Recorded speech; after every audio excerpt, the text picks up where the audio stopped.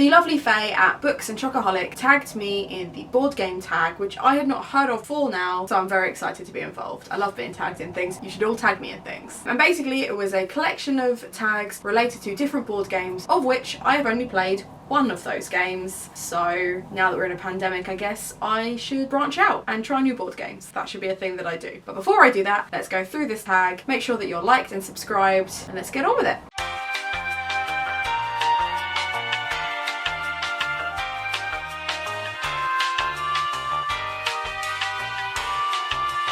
The first tag was the Settlers of Catan.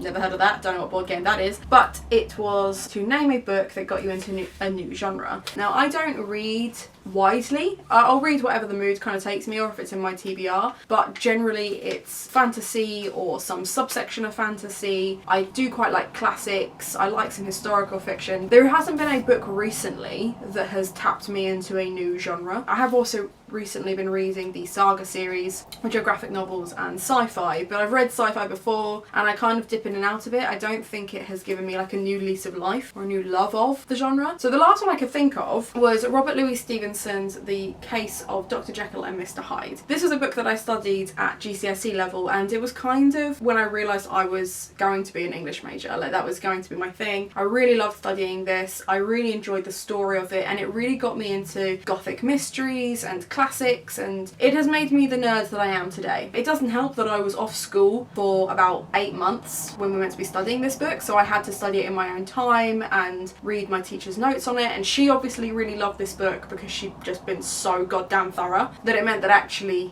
I fell in love with it. If you don't know the story, it's about a doctor who has been experimenting with tapping into an animalistic side of his personality and trying to create this second persona, but it looks at the duality of man, good versus evil, and it's written like a murder mystery, so you're not actually seeing it from the perspective of Dr. Jekyll or Mr. Hyde, you're seeing it from the perspective of those around him, much in the same way that Dracula is from the perspective around people in that way. And I actually, yeah, that probably also tapped into why I like murder mysteries and mystery books so much as well. It all started from this one. There we go, that's the first one. The second prompt is Balderdash. What is a silly book which taught you something? I don't read silly books at all, really. That's probably one of the few genres that I just don't read them. I've read a few comedies and I've read a few comedians' biographies, but I don't read silly stuff. And isn't it ironic?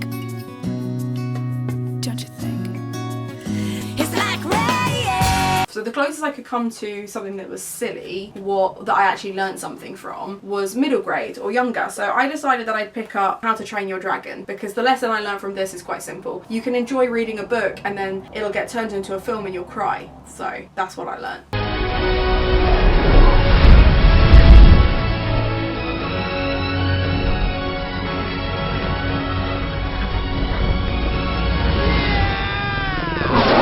The third prompt was Smallworld, so it needed to be a book with an epic battle or fight scene. Now again, with fantasy, there are some fantasies that have got some incredible battles and some really well written fight scenes, but for the most part those don't tend to be the fantasies that stick with me or that I have on my shelf, so I wasn't really sure where to go with that one. And I don't read a lot of like war fiction or that kind of like Tom Clancy style army fiction or anything like that to have like a proper battle or like stuff like that. What I have read is Bernard Cornwell's Sharp. I think I've read about 6 of his books. I've watched all of the adaptations, the feature-length TV series that I absolutely adore, and this is my favourite episode / book of that. It's set during the Napoleonic era. They're fighting France alongside Spain and Portugal. They're really well written. They are very heavy into the historical fiction because that's what it is. There isn't a lot of like subplot or subgenre to it, that it's basically just historical war fiction. So you'd think that therefore it wouldn't really be of interest to me, but I think it just caught me at the right time, and it's not a genre that I'll chase, but I really, really enjoyed these books. And obviously 90% of this is battle and or fight scene, so I really enjoy them, and that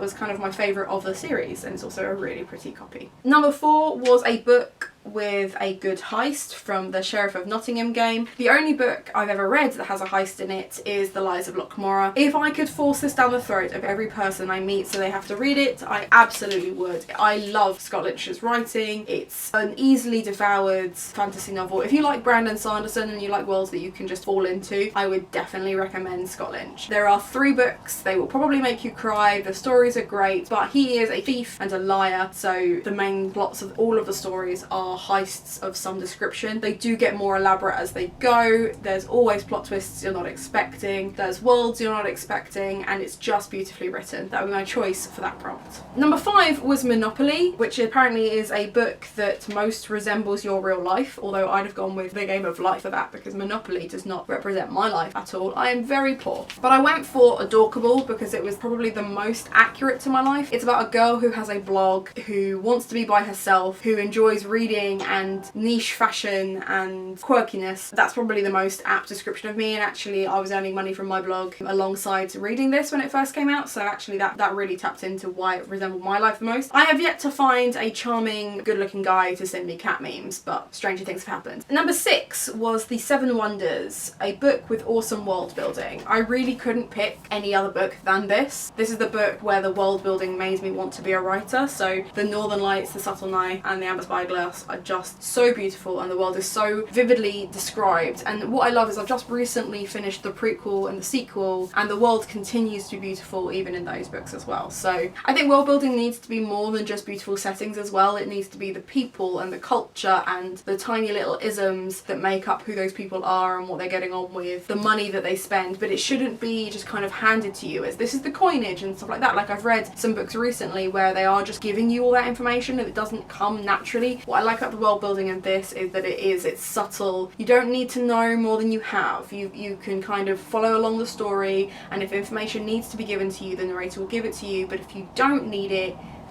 they're not forcing it upon you anyway. Like, it's obvious that the research has been done and it's obvious that the planning has been done, but again, it's not just kind of like hammering it down your throat. I appreciate that. Number 7 was Pandemic, a book with an epic squad of friends. Now, this nearly got the world building one just because I thought the world building in this is also beautiful, but I went for The Hobbit, and this is my beautiful illustrated edition, which is it's just so pretty. I mean, just look at the illustrations. They're so good. Casual picture of Smaug there. And that's how I say it. I say Smaug. I'm not a Smorg. I'm a Smaug. The dwarves in this are hilarious, and I really enjoy all the dynamics between them. I think Bilbo was quite lucky to stumble across such a lovely group of friends, so that is why that's my choice. It's just a heartwarming little tale. I enjoy like the riddle element to it. I like the lyrical element to it. And this is a story that my dad read to me as a kid, so obviously deeply in love with this. I think this is the first book he read to us as kids, wasn't it? I think it was this. I think it was this followed by Harry Potter, followed by a series of unfortunate events. So I was always going to be fantasy nerd. That was never going to be in question. And then the last prompt is a ticket to ride. Name a book that took you on a journey. I guess because I read so much fantasy, it was hard to pick one that then took me on like an emotional journey, and that's, I was thinking like we're all going on journeys with them because we're going to places we've never been before, but I wanted to pick a book that maybe you hadn't heard of that took me on an emotional journey. This has come up in one of my tags before, but it's just brutal. And I love Anna so very much, but this took me on an emotional roller coaster because some of the people in it are horrible. They've done really horrible things, but they are fundamentally human. It's a sad story. It's set during the Holocaust. It's brutal. But if you want an emotional journey and you're looking for something to really make your eyes water, this is going to do it for you. 100%. It's beautifully crafted, but it will kill you. And then it will revive you, and then it will kill you some more. So it's not to be taken lightly. This is probably I think this is the hardest book to read for me last summer, but it did kick me out of my reading slump shortly after some fantasies that just weren't doing it for me, and then some fantasies that did, and then I read this about people trying to smuggle notes out of the Ravensbrück women's camp. So it's brutal. But it's a really well written book and definitely took me on a journey. So there we go. I'm not going to tag anyone in particular for this one. I think if you watched this video and really enjoyed this video and you would like to take on the tag, have at, and then let me know. Like, definitely feel free to drop my name in it if you want to do it from here. I think that'd be great. If there are any books on this list that you've read that you really like, don't forget to comment down below. Other than that, I'd have a nice day. I can't work out if it's the heat that's making me lethargic or the pandemic. Both. Could be both. So fucking tired. I really should script these. A book with an epic. Name a book you went on or that took.